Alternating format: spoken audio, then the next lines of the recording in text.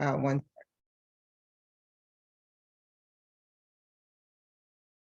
So welcome to the Mayor's Institute. We're glad you joined us for the kickoff session to the 2022-2023 curriculum. A big thank you to our sponsor, the Kauffman Foundation. Without their partnership, today's event wouldn't be possible. To start our session today, it is my honor to introduce the Mayor of Little Rock, Arkansas, and President of the African American Mayors Association, Mayor Frank Scott Jr. Well, good afternoon, everyone. It's indeed a pleasure to be with each of you today as we are hosting this great summit as it relates to racial and economic justice. Wanted to welcome everyone, and I know we'll have a great presentation by Mr. Mestre, who is the Director of Citizen Services and Chief Service Office for the City of Buffalo, New York. And we'll be having this mayor's panel discussion as well with them closing remarks, and definitely want to start from there. And then we also want to introduce Katherine Robb, who is the Senior Research Associate for Bloomberg Harvard City Leadership Initiative at the Harvard Kennedy School. And so let's get started, everyone. Great. All right. So Oz and I have what we hope is going to be a great presentation planned for you this afternoon, at least on the East Coast. I'm going to go ahead and share some slides. Let me do that. And as Katherine shares slides, I want to say good afternoon to each and every one of you. And I have a hearty welcome from Buffalo, New York. My Mayor, Byron Brown, told me to make sure he takes care of y'all. He is associated with the African American Mayors Association, and he said he was going to try to jump on, but he had a couple of different things. And so I'm excited about the opportunity to present to you a little bit of what we are doing here in Buffalo so that all can learn. And Kate is a partner and not just a friend in terms of what we've been doing and working with the folks from Bloomberg Harvard. They've had the opportunity to work with us, poke and prod and study a little bit about engagement, and we're able to tell a little bit of the story here. And so what you have in front of you here, we're going to talk about data-driven cross-agency approaches to community development. And as mayors, we all understand developing a community can happen different ways as we engage with residents. But as we engage with residents and understand residents' expectations, you can start to put those pillars or those items that build a community up. And we're going to talk a little bit about that as well in terms of our presentation. And so we're going to talk about insights from our Buffalo Clean Sweeps. So again, thank you for our presentation. We have 3 segments. We're going to talk about what is the Clean Sweep Initiative and what other cities can learn from our Clean Sweeps. And our second segment, we're going to be doing this tag team between myself and Katherine. We're going to talk about how does the Clean Sweep innovate? And that's going to be very important because as mayors and as administrators, I know for my mayor, we're constantly looking at ways that not just best practices, but how we can innovate. Sometimes you have to do less with more, or sometimes you have to look at the assets that you have, right? And be able to kind of, kind of activate some and maybe retire some others. And so we're going to talk about the impact of collaborative innovation. And then we're going to talk about trade-offs. In our third segment, we're going to talk about data and how we leverage data, qualitative and quantitative data, and how we use that to better make decisions and to measure impact. And Kate is going to run with that. And our friends from Harvard helped us along with evaluating what we're going to be doing. And then we're going to open it up to Q&A, both for segments 2 and 3. As my mayor says, listen, you don't need me to identify you don't raise your hand, just jump on in if there's a question along the way to start. Kate, did I leave anything out? No, that's great. Thanks, Oz. And so, yeah, Oz is gonna kick us off with talking about what the Clean Sweep is, how it works, and we're gonna start with a short video because I think with the Clean Sweep, you you can talk about it for a while and paint a picture, but this video does, I think, a great job of making you hear and see all the different things that go on during a clean sweep activity. So I'm going to go ahead and play this video, and I just want to say it's a real pleasure to be here today and a real honor. So thank you for this invitation. Oh, and actually, before we play Well, the video, let me show this too. Yeah, So let's as we start get with ready, some, we're background. queuing up, as we queue up the video, as you know, Buffalo, you see our mayor. I believe he is the treasurer of the African American Mayors Association. We're a population just underneath 300,000, our annual budget. We're the second largest city in New York. He is the first African American mayor and the longest serving mayor of the city of Buffalo. We're near Niagara Falls. We're a working class city. I like to say we're a four-season city. Some of y'all mayors don't deal with that white stuff called snow. We do, so we don't stop when that happens. When we are a four-season city, meaning that activity and all things happen, not just in the summertime and the springtime, but four season. A blue-collar city, Rust Belt city, a city that has often at times, and many of you know this, had to try to reinvent itself along the way, whether it be economy or the sign of the times. And of course, I could not leave without saying home of which football team. Y'all know, y'all love the Buffalo Bills, right? So I'm a Buffalo Bills person. So I got, because I'm presenting, I got to let y'all know home of the next Super Bowl champions, but we're gonna talk about that. But before the pandemic, before some of the challenges happening, what we've been doing in many cities, there has been kind of a resurgence in our proximity in terms of where we're at. We're about an hour and a half away. I can throw a rock and hit Canada. We're an hour and a half from Toronto. We're about a couple of hours from major cities such as Pittsburgh, Detroit, and even Cleveland, and also New York. And so just like with many other cities, mayors are often tasked to make sure that you are addressing or refocusing the city to address the social and economic challenges of a city. So that's our mayor. And I point that out because it's important to understand that many of the things that we do, you have to have executive level sponsorship. We are a strong city. We council, not that the council's weak, but as the mayor runs the show, right? And so we don't have a city manager. So it's important that we get buy-in from both council members and also from the mayor. I report directly to the mayor. Right, and so that's an important aspect in terms of what we're doing. Kate, you can do the next slide.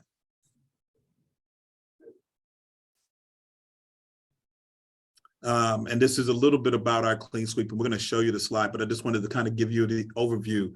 We have been doing clean sweeps actually from the previous administration, but we were only doing maybe 4 or 5 clean sweeps a year. Because of the effort and the need to have these initiatives and also with technology, we've increased our clean sweep. In fact, this year, we've done 34 clean sweeps. That's the record number. We try to go out to about 200 homes in Buffalo. That's maybe 3 or 4 city blocks. And up to date, we have done 370. One of the reasons why we put this mantra here together, and this is kind of our mission statement, what we're doing in terms of our beautification and restoration is one aspect of what we're doing. Outreach and education and codes and law enforcement. And so having all of these different teams work together over a period of 6 months, and we would do clean sweeps year round. It gets a little chilly because this is an outdoor event in terms of that. And so we slow down and we kind of regroup. And so this is where engaging, looking at eliminating blight, engaging residents, reducing, crime, and then also providing the needed social services. And we'll talk a little bit about that. We're going to show our video. Great. So I'm gonna go ahead and move forward into the video, and here we go.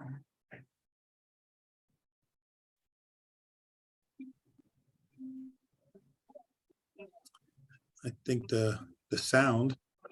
Oh, is it not going through? Hang on, sorry. So you guys are not hearing the sound? Okay. No. See. Does anyone know a quick way to make sure that happens?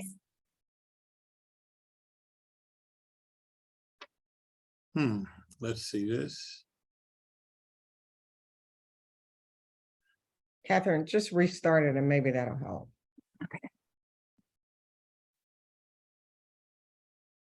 No, I can hear it, but you guys can't.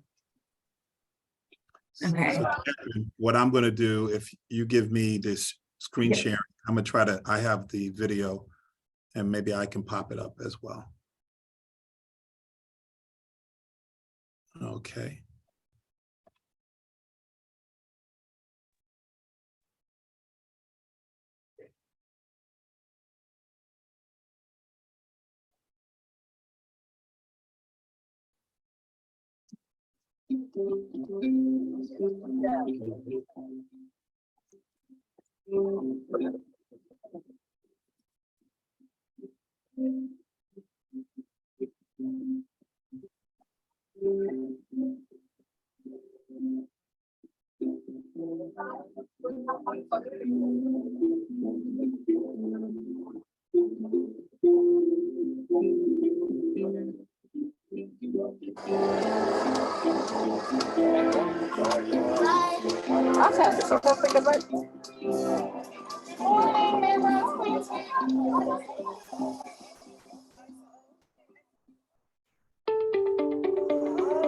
This is evidence-based, data-driven program where we are going into the most challenged neighborhoods of our city and trying to improve quality of life.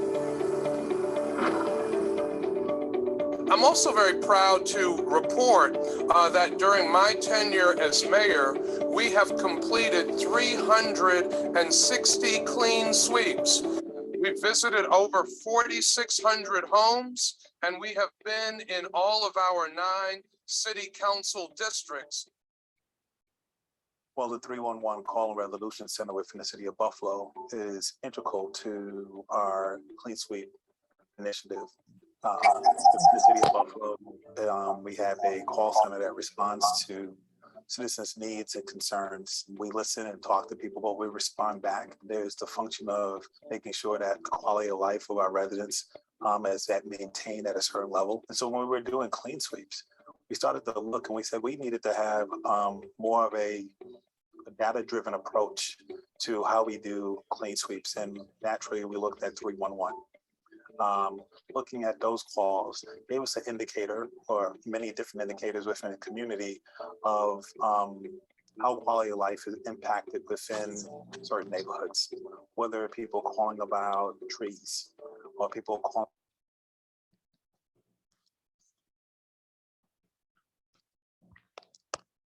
about potholes, or to people calling about simple infrastructure issues, or road calls.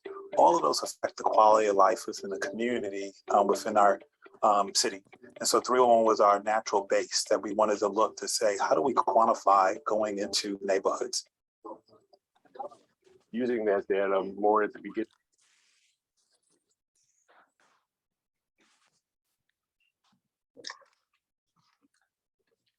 I am so sorry. Oh. Of the clean sweep year, they use all the 311 data, use MIS to create heat maps and stuff to try to find troubled areas, shall I say, areas that it looks like resources are needed more than others, hotspots.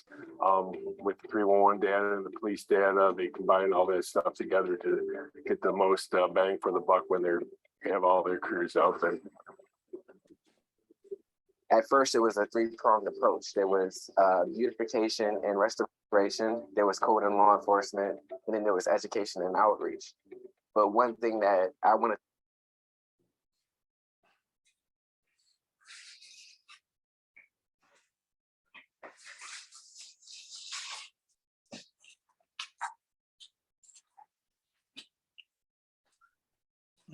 to focus on this year was a health and human services aspect of it, because I was working as a VISTA, when COVID first kicked off, and I had working through this office, of course, I had a front row seat to see how health, both mentally and physically declined, during that time. And so adding that to the clean sweep is,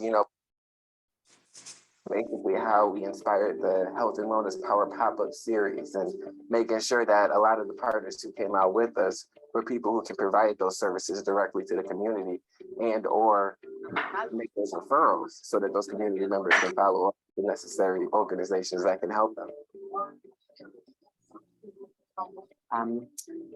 Was a part of the Power Pop-Up series, which was a health and wellness and community engagement that was held post Clean Sweep.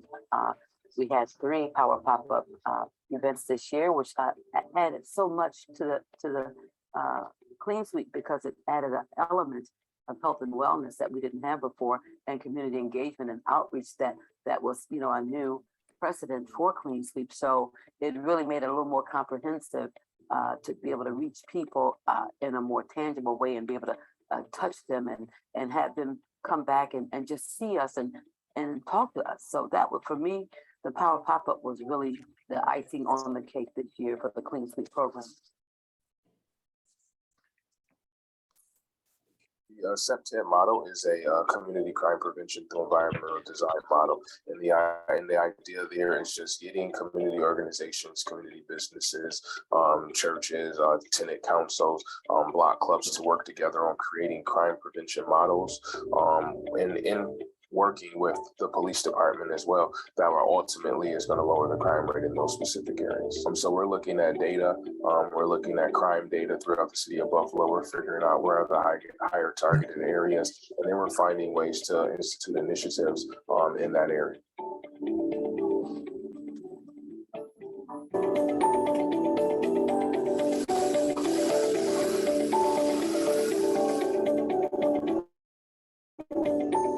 I want to thank our Chief Service Officer for the City of Buffalo, Oswaldo Mestre, and all of the staff in the Division of Citizen Services for the great job, the great work that they do on this program.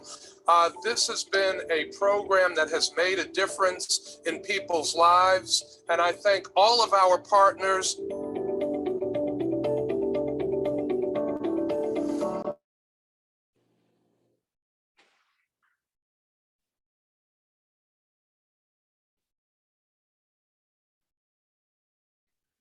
But that was our video in terms of our clean sweeps, and it, you know, it illustrates the collaborative nature of what we do in terms of working with city departments, but also working with community-based partners and utilizing data to help pinpoint some of our problem hotspots within the community.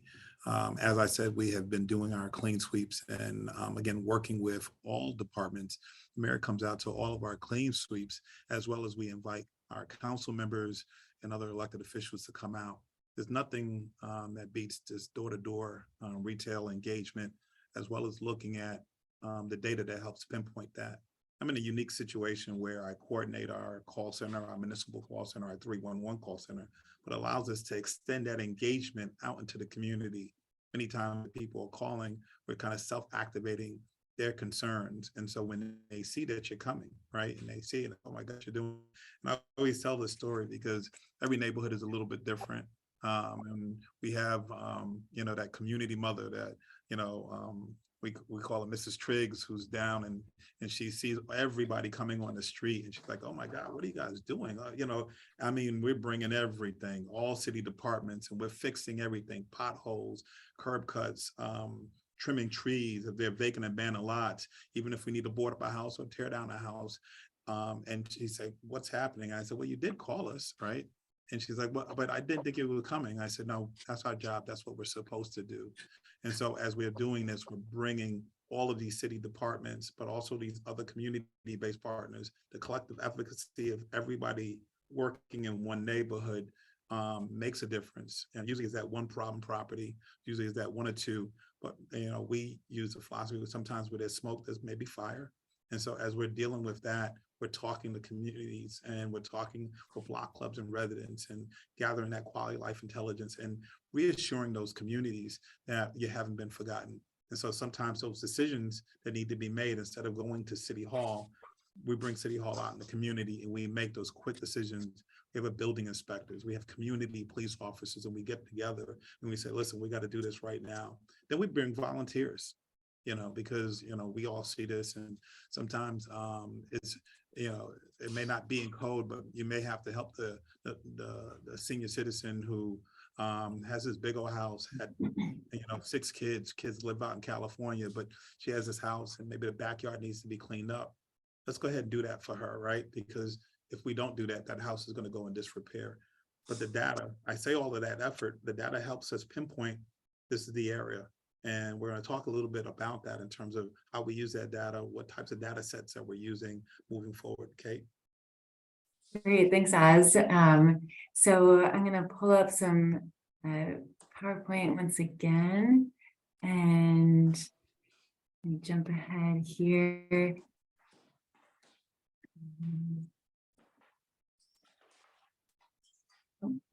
Back to video. All right, so I'm now going to talk about some of the research that we've been doing with the City of Buffalo, close collaboration with Oz and his team.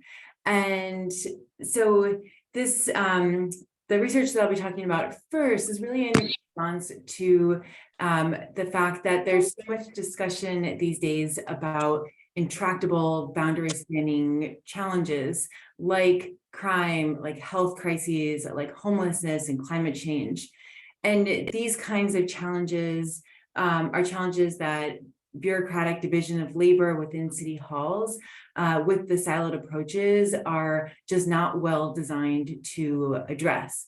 The bureaucratic division of labor works really well for standardized, predictable, large-scale outcomes, but for some of these really like wicked cross-boundary kinds of problems, a bureaucratic approach often isn't getting at the underlying cause or making progress towards a solution.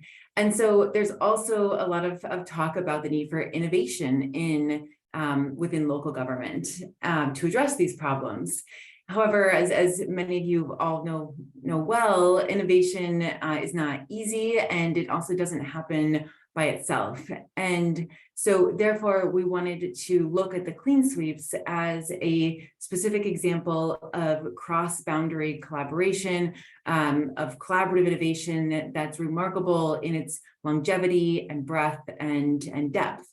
And specifically, we were interested in studying the clean sweeps to examine how it works. So in the future, we can be more intentional in how we understand and build these kinds of innovative cross-boundary type practices.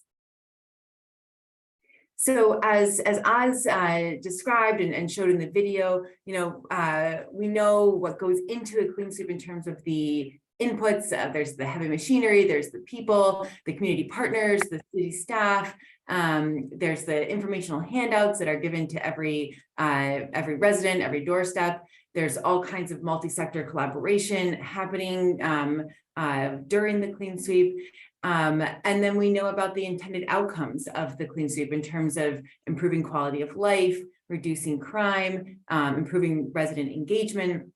But what we didn't know and what we wanted to learn more about was how do you get from the activities to these outcomes? Like what's the special sauce or what's this black box of how we can achieve these kinds of outcomes? And so to answer this question, we conducted 25 interviews with city staff from all different levels, frontline staff, senior leaders, from different departments. We also conducted focus group discussions with residents who had received a clean sweep. We conducted 5 of those, and also with the community partners who are involved in the clean sweep. And then we analyzed those data using thematic analysis to identify key themes about how collaboration can overcome some of these limitations of a bureaucratic design. And we were also interested in analyzing the data to look at how different groups perceived the impact of the clean sweeps and what some of the trade-offs were. And what we found through our analysis of the data were these 3 mechanisms, which seem kind of simple on their face value, which is problem solving together, making impact together, and learning together. And I'll go into detail on each of these in just a moment, but But what we learned about the learn together piece was that this really constituted a feedback loop, that learning together during the clean sweep not only helped to achieve the outcomes that the clean sweep works to achieve, but also really fed back into the inputs and activities, because it strengthened the collaboration activities both within and outside of Clean Sweep. So now I'll go ahead and just talk through briefly each of these different arrows. So the first one is problem solving together, or really this co-creation of services and duties with residents and with staff from different departments. And a challenge that many cities face is that city departments are organized to apply a rule-based approach to delivering services or imposing duties. And this often falls short of meeting citizens' complex needs and circumstances. And during the Clean Sweep, they're able to overcome this challenge through engaging citizens as potential partners who have resources and knowledge to contribute, resulting in more effective and equitable service delivery or imposition of duties. So what we found through the data was that these city departments are working closely together, especially departments of different orientations. So you might have the code enforcement department, which is really focused on compliance, working closely with social service agencies or more service-oriented departments, and really having some neat synergies when they come together. And then also working together with residents as co-producers of solutions. And this was described many times in the interviews by city staff, is that working together, it actually helps to produce better services and also achieve better compliance.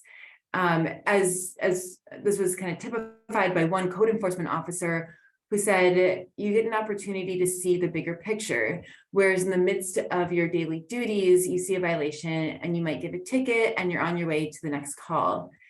But a clean sweep, you might talk to the person and find out this person's elderly, they don't have many funds left, and they need help. That's going to change the nature of the interaction. We all work together. We try to find out what's the most appropriate service for this person. However, several city staff and community representatives also described some of the trade-offs involved in this kind of work. And the main one was around efficiency. And so one community organization representative said, if you do it right, it's slower because you're engaging with the community. Whenever you have a group of people meeting, it can be sloppy, a little unruly, but the product is so much better. The next mechanism that we identified through the data was making impact together, or really working to shape the physical and social environment in a highly visible way. And so the challenge here is that the impact of government departments working alone is often invisible to citizens and insufficient to sustain improvements. And the Clean Sweep brings together many sectors to generate highly visible improvements. And this demonstrates government's responsiveness and the ability of individuals and communities to sustain those improvements.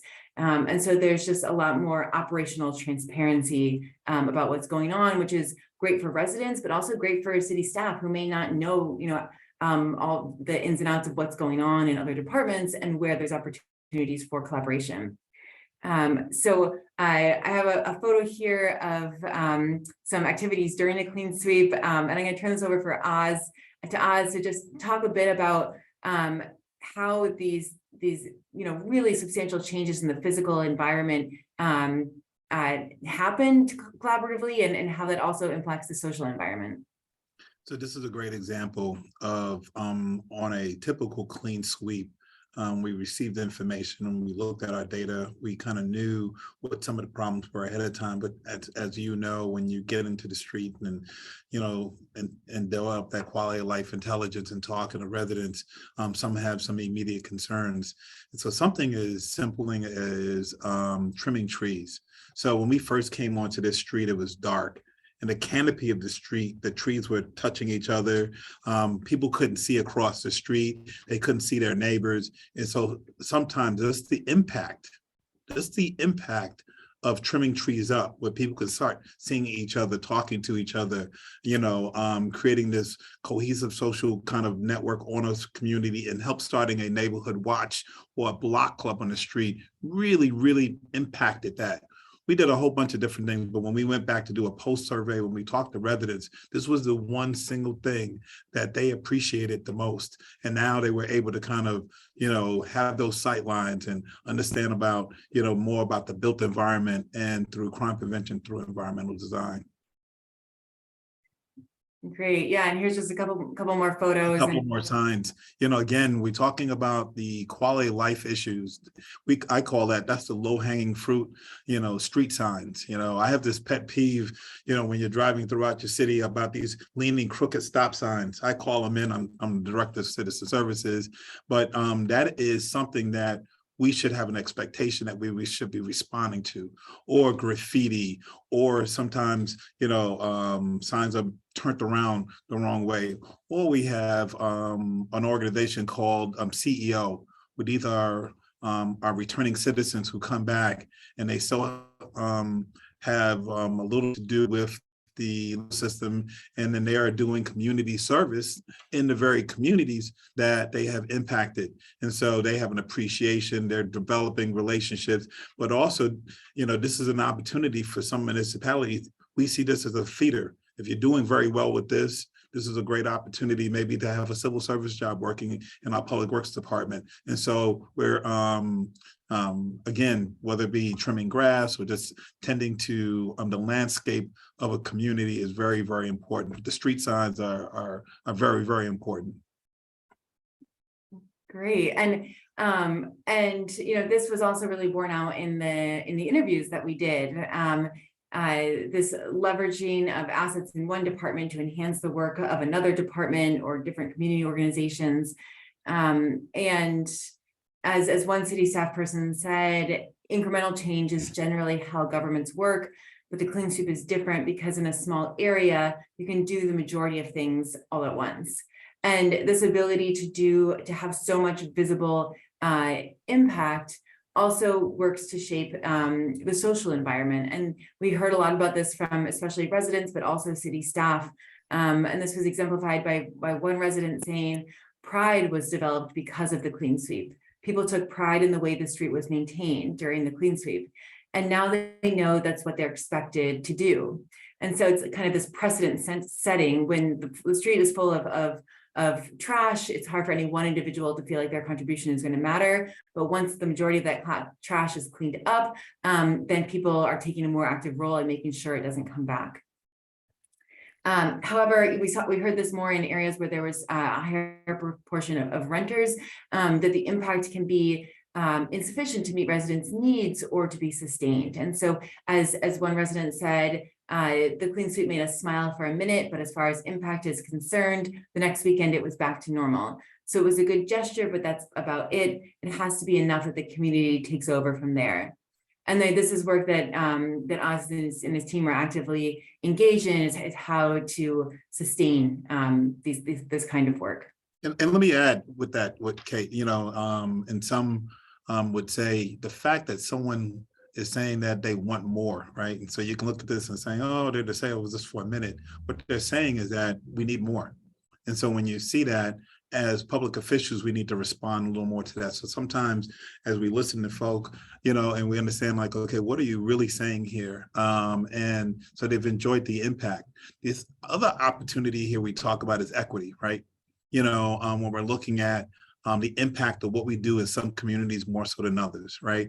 And we look at a different type of focus or how we need to look at, how folks are maintaining their communities. I call it equity of service delivery, right? And it's very, very important that not only that we look at all communities, but some communities a little bit different more so than others, and they need different approaches. That's why we have many of the different community-based partners, and we have all of the city different departments, and allows this two-way communication, not for us to know what's happening in the community, but for the community to know more so what government or what services are doing for you. And so I always maintain it's a two-way street, not a one-way street, as many people would look at it.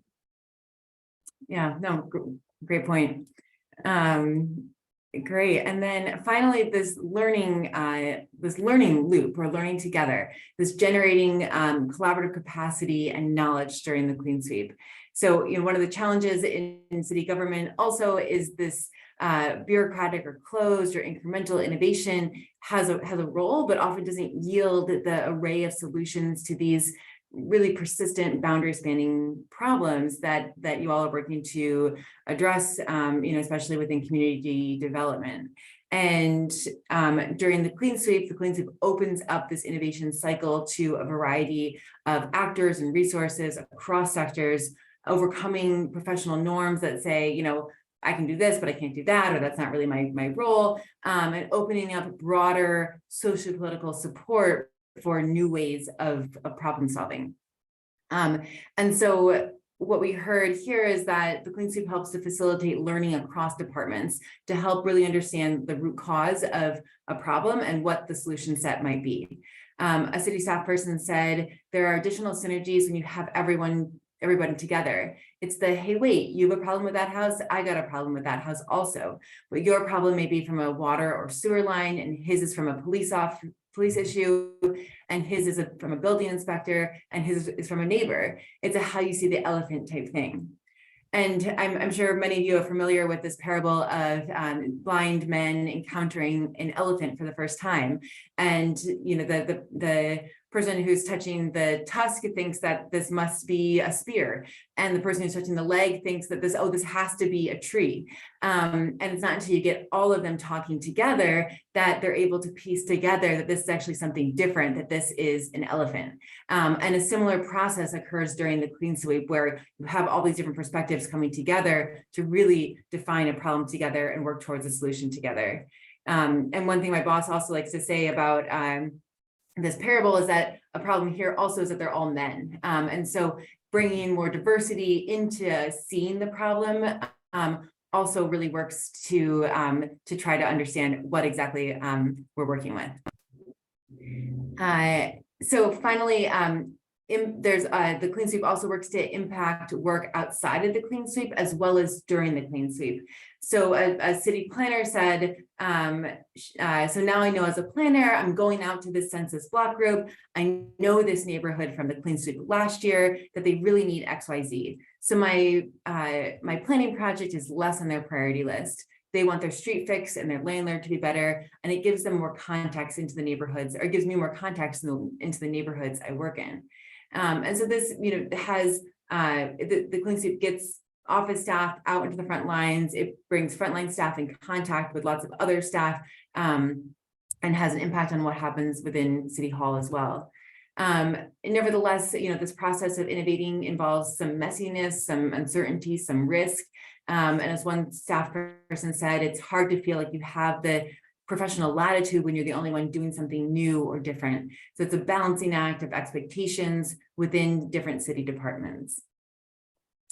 And so just the key takeaways here that really can be applied to many different kinds of boundary spanning problems that you all are working on are problem solving together. So bringing staff closer to the problem to define it together and solve it together, make impact together, find situations where work in one department enhances the work of another department, where 1 + 1 = more than 2, and learn together to ensure that learning occurs not just within departments, but across departments, so that learning isn't lost along the way. So we'll pause here for about 5 minutes of discussions. So please feel free to jump in with any questions or comments.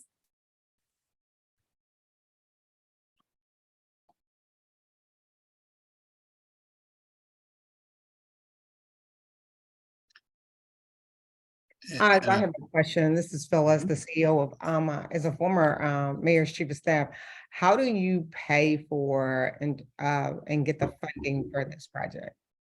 That's a great question. When we initially started this initiative, I had a grant from the Department of Justice.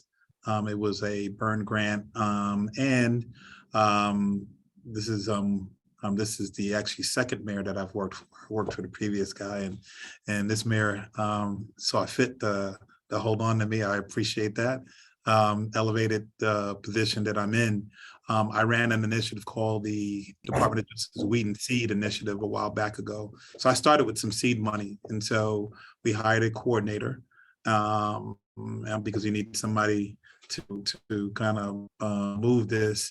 And we bought some equipment, a few other things, but it was a minimal cost. Obviously, with grants come and go, that money subsided. And because of the great impact that we had, this is now absorbed in the city's budget. And so there is the role of the one coordinator, but we band together with city departments. So not only are we coordinating out in the community, but we meet with, we have a Save Our Streets task force that we meet to talk about problem issues or problem properties even beforehand. And so the investment of that, we've moved from pencil and paper, and now we have technology. So we purchased some handhelds. So while we're out in the community, that was an issue, because what we're doing when we go door to door, we're also collecting data information. And so we will talk with a community-based group, and we'll sit down with them and we say, well, what is your unit of service? And so maybe it's somebody, we have somebody from the University of Buffalo called the Smile Team, where they come out and they like to give dental kits, and they like to talk to kids to see if they have a dental home. And so they will say, hey, I went to this house and I gave this out and that, and then we will collect that data and we will summarize that data and provide that back to our city departments, our common council members, and the mayor with that too. It may be with public works and doing potholes. Well, how many potholes, or maybe how many street tires? So we use data in the front end. We do use data while collecting that information. It was important that we went electronic, or because there was just a lot of trees we were killing, and we were just making a lot of copies. And so right now we have a way that when departments are inputting that in, we very fast to collect the information and data, and so now we can share Excel sheets and on all of that too. So the initial investment was an individual, and then also identifying other key individuals in those departments. So we, in police department, inspection department, we have go-to peoples in those different departments as well.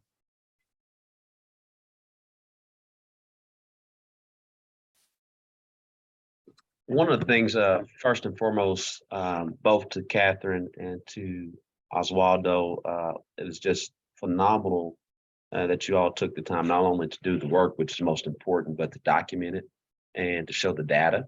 I think that is the proof of concept for other cities across the nation to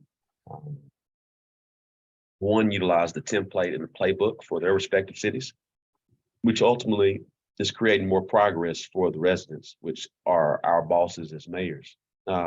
We've done something similar with the city of Little Rock. We have yet to document it the way that you have with the video and sharing that with other residents. Ours, we don't call it clean sweeps, but it's more or less what we call Project Impact, where we go to communities that have been historically, prior to our administration, and prior to Phyllis's administration, when she was with Mayor Stodler, there have been areas that aren't always looked at, or if they are, it's not consistent. And really, and quite frankly, a lot of it has to do not to with the respective cities, just because for some reasons residents lose hope and they no longer make the phone call and utilize the 311, and as Waldo, as you shared, they get used to the darkness. All they know is the canopy of trees that's been there. But definitely when you get a little light shine, you see the difference. So I say that to say is I think this is a great example to share with our member mayors. One, not only to do the clean sweeps, but to document it and reshare it with the residents. One, because it creates greater accountability for we mayors to do the work, because it becomes an expectation, as it should be. So thank you so much for the presentation and the work from that end. And I don't know if Mayor Ragland wants to kind of give his perspective, but I definitely know this is something, Phyllis, that we should share widely to our member mayors and to figure out because every city is different, but figure out where our member mayors can take advantage of this great work. Well, thank you, Mayor Scott. Hearing you, it definitely sounds a little more like my mayor, because he's always talking about documenting, and making sure that we're quantifying the efforts of what we're doing. And even before Harvard, what made it attractive to the folks at Harvard to help us with the study is that we were sitting on all this information and data. In fact, we had a room of this paper, right? Because I don't like to throw away anything, right? But all of that was just data points that we were having, not just with city departments, but with where we were going, what we were able to do. And so it was easy for them to come in to kind of demonstrate whether or not we've been effective or not. And I agree with you, Mayor. Residents, those are people that we work for. And you're right, some neighborhoods have just gotten used to that. I like to make sure that we give them the possibility of. So how do you do that? You just got to talk to them. You got to engage them, right? You can't talk about economic development. You can't talk about community development if folks are just, having some other issues. And so you got to shore that up. And we've done that.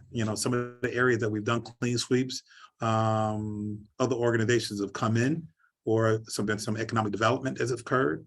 There has been some lowering of crime in those areas because we've been able to engage those residents. Some people say, hey, this is a place that I want to set up a business. And so we're very proud of that in terms of the role that we play.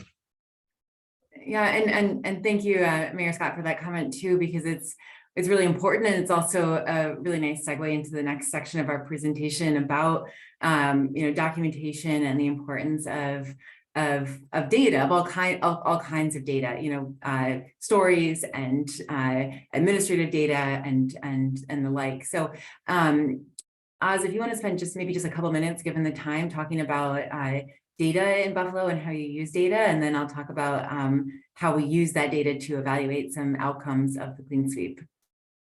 I will. I am now going to share my slide here.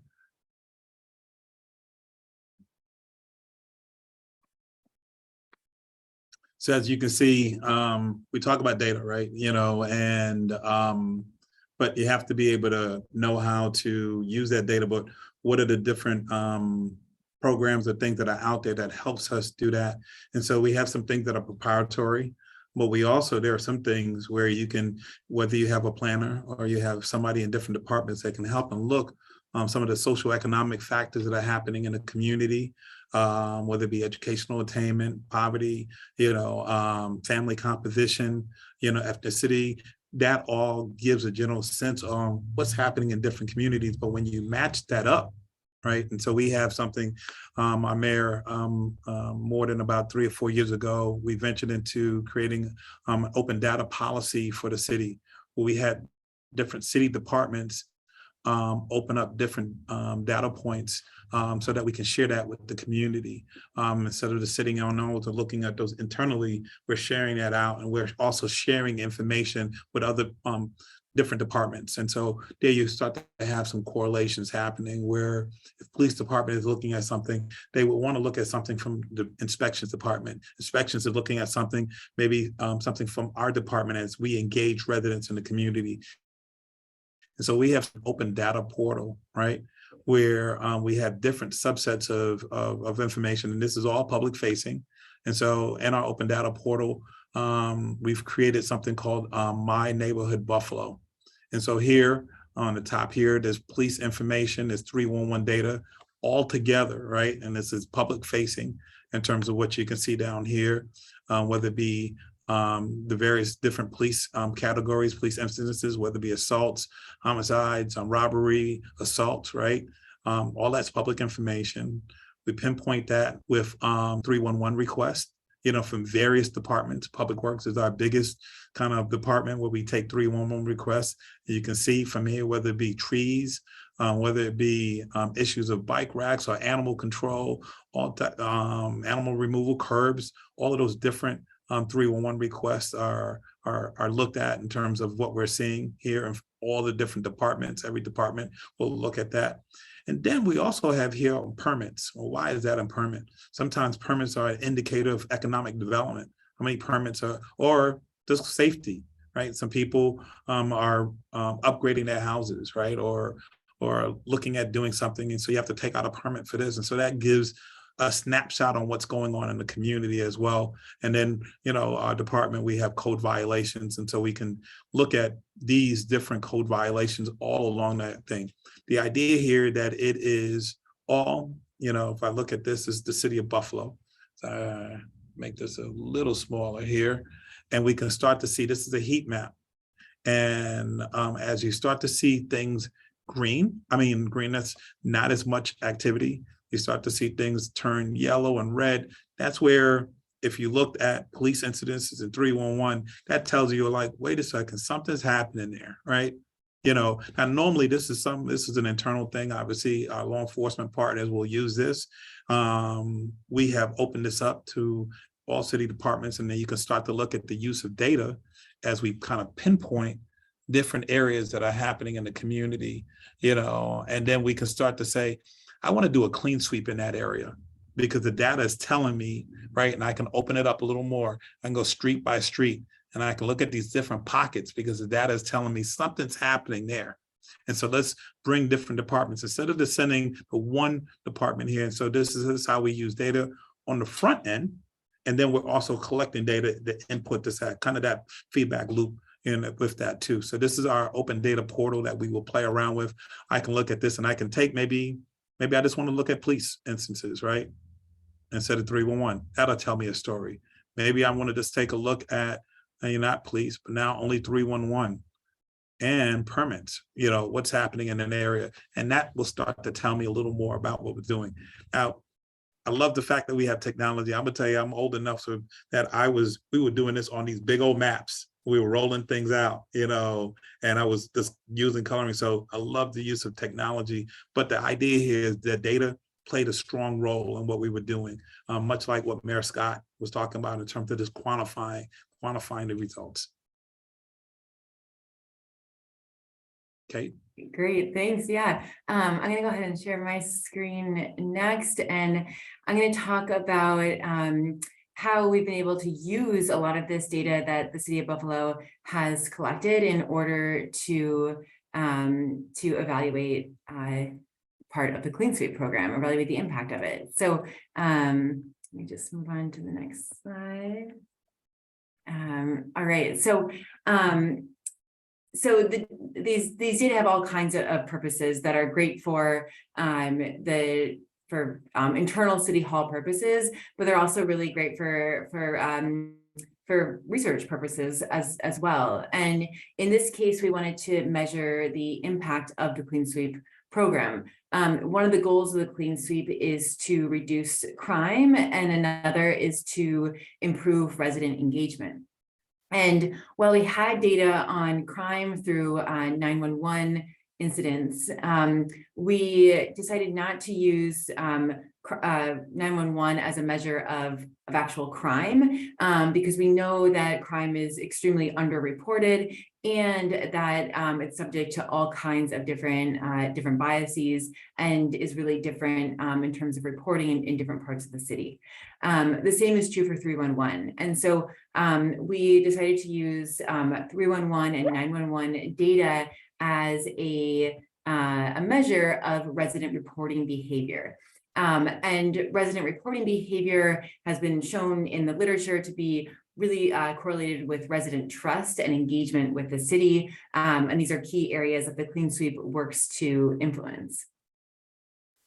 Great, so I'm going to talk about how we are able to work with that same kind of data as talked about through a partnership with a software company called Ptolemy that the city of Buffalo has. It allows also researchers like myself to be able to look at all the data that the city has on a specific parcel, because that data is linked spatially.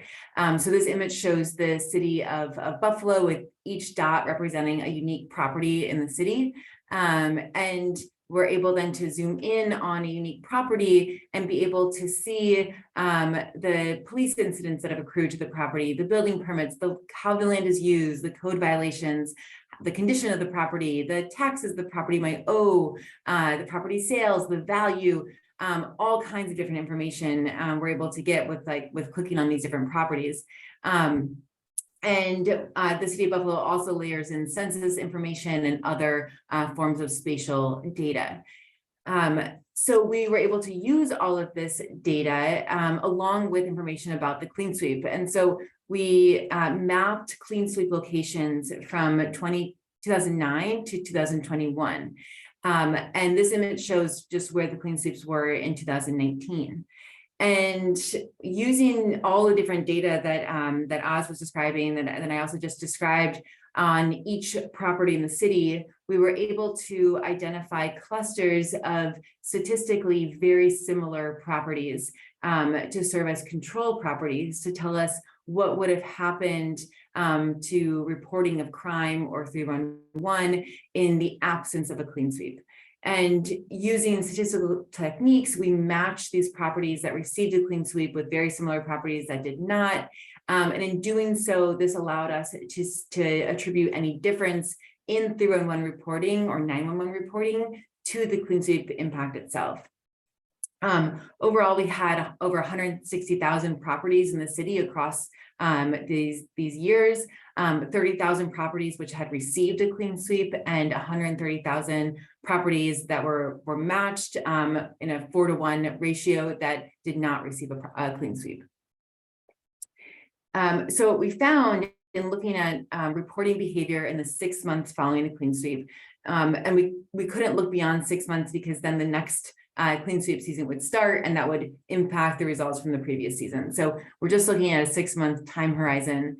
And what we found was that overall, there was no difference in overall crime or service need reporting between properties that received a clean sweep and those that did not.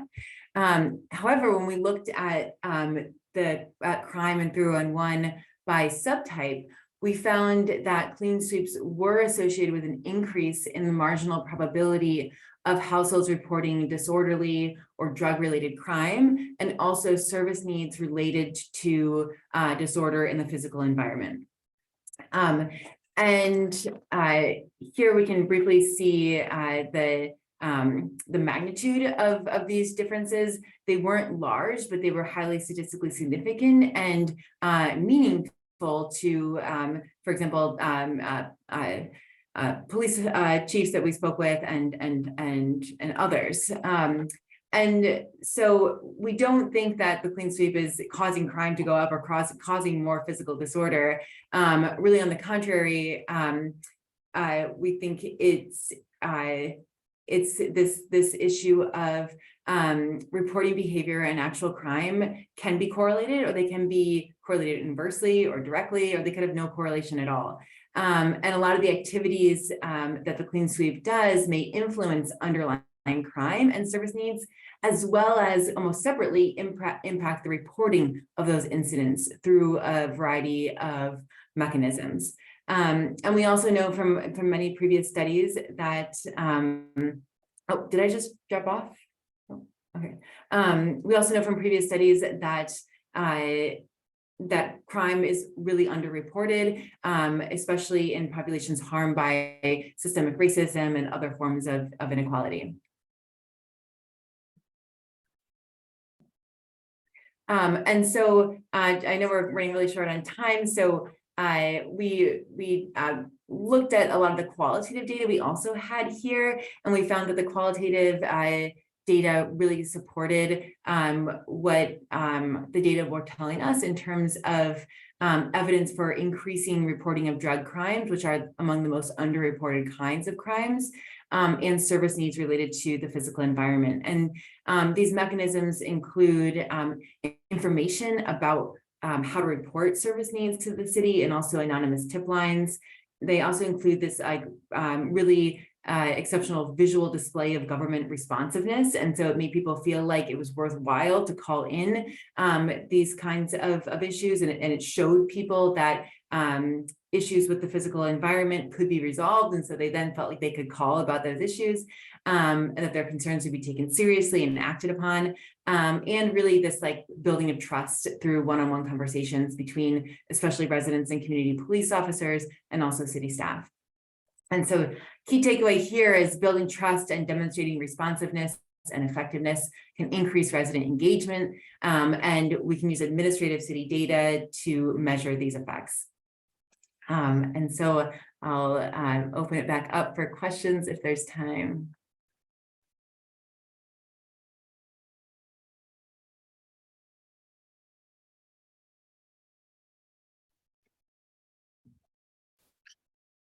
Again, Mayor Frank, is this kind of re-emphasizing your perspective in terms of just being able to quantify the information and data, as many of us do. Some will say, well, how can we do that?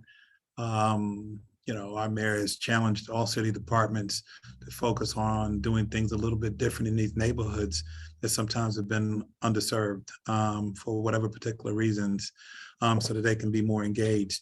And so whether it's a planning department or whether it is an out-of-department individuals to work collaboratively, maybe it's not just in the police department or inspections.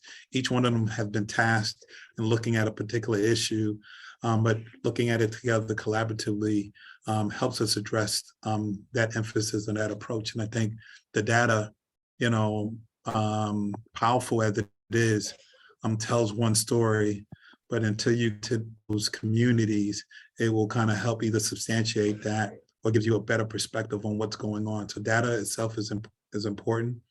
Often talked about, sometimes you have to proof that data, or you have to proof that information, and then you can have the impact, much like what you do with Project Impact in the community. And so we'll open it up to questions. I see there are a few other mayors here, or other individuals. Well, I definitely, again, as we are coming closer to the hour, just want to take the time to share the appreciation to the Kaufman Foundation, to Harvard Kennedy School, Katherine and Oswaldo, and all the work that you all done, the work that we've been able to see be done in Buffalo that we want to all replicate in our member cities.